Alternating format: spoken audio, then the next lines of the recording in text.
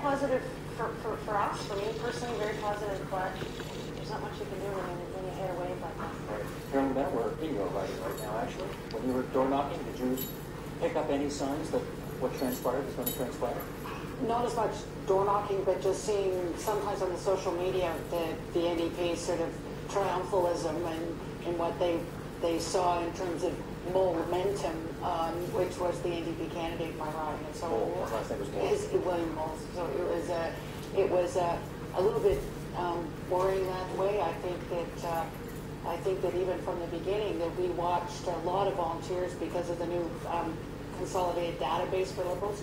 That a lot of people, our volunteers at the beginning, had been poached to other campaigns, and that Carolyn will be fine, come and help us in other ridings. And so we were fighting back against that, but also the fact that St. Paul's has a 30% sort of core Tory base that we had to, painstakingly explain to people that I won't be fine unless if you feel you have the luxury of voting NDP, we could be in trouble. So it was a little bit tough that way.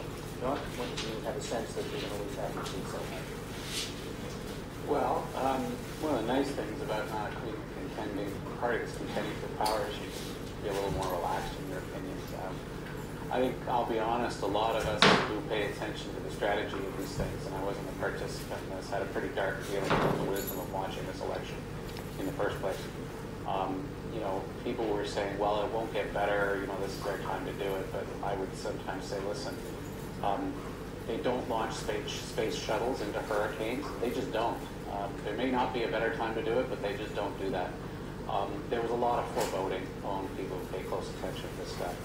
It turned out, unfortunately, to be true. I think the point at which foreboding turned into real, genuine concern that the outcome was becoming really hard to avoid had to do with the period immediately after the English language debate as the NDP debate and the NDP surge came on.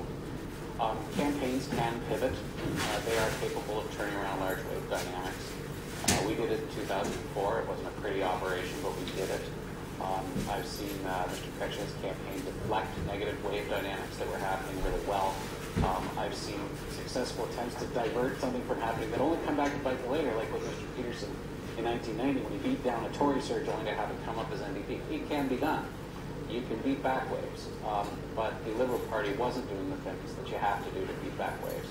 And it's at that point that many people who pay close attention to the strategy have said this is not going to go very well at all. Jeffrey Simpson, let me get to this to pick up on what you've been writing in your columns since election night, and that is that I guess this notion that you can't really solely place this loss on the shoulders of Michael Ignatius. This thing was a long time in coming. She tortured you. She tortured you. Well, I was trying to argue that parties are not immutable. Parties disappear.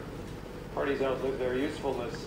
Parties are no longer a reflection of certain currents in the country, be they social, demographic, economic. And I was referring